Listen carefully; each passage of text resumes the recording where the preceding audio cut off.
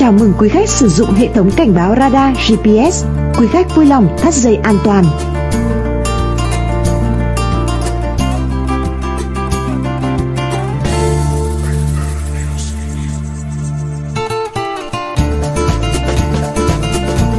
Giới hạn tốc độ 40 km/h.